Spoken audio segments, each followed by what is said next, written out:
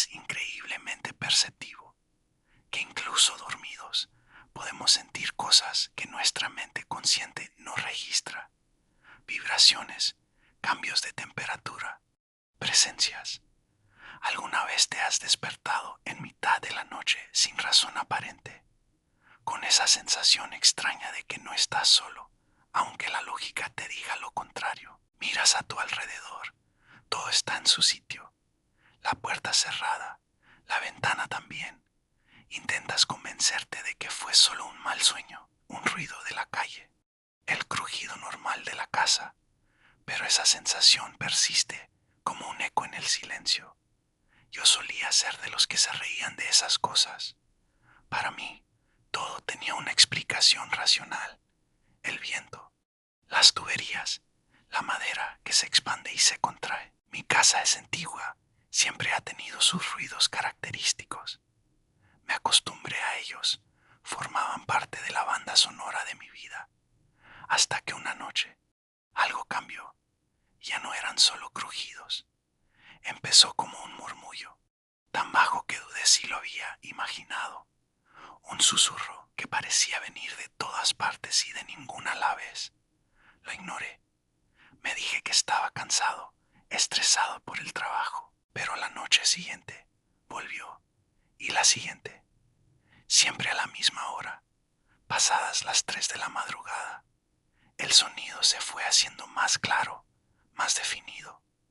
Ya no era un murmullo, eran palabras, fragmentos de conversaciones que no lograba entender del todo, como escuchar una radio mal sintonizada. Busqué por toda la casa, revisé cada rincón, cada aparato electrónico.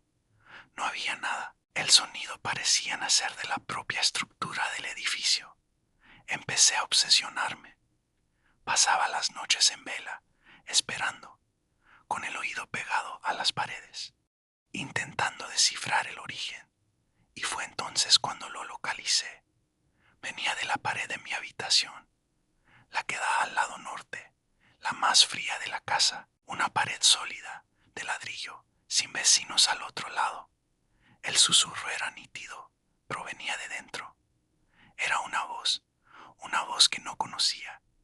No era agresiva, pero tenía un tono de súplica, de una tristeza infinita que se te metía en los huesos. Dejé de dormir en mi cuarto. Me trasladé al sofá, pero incluso desde allí, en el silencio de la madrugada, podía oírla, débil, pero presente. Me estaba volviendo loco. Era una alucinación auditiva. Necesitaba pruebas. Necesitaba saber que no era el único que lo oía. Así que decidí grabar. Coloqué una cámara en la esquina de la habitación, apuntando hacia la pared. La dejé grabando toda la noche, con un micrófono sensible. Quería capturar esa voz, tener una prueba irrefutable para enseñársela a alguien, a un médico, a un experto en fenómenos extraños, a quien fuera. Los primeros días no grabé nada más que el silencio y los ruidos habituales de la casa. Empecé a pensar que, efectivamente, todo estaba en mi cabeza, que el estrés finalmente me había pasado factura. Estaba a punto de rendirme, de aceptar mi locura, pero anoche algo fue diferente.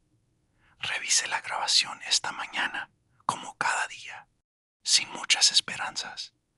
Avancé rápido hasta las 3:15 de la madrugada, y ahí estaba, el susurro, claro como el agua.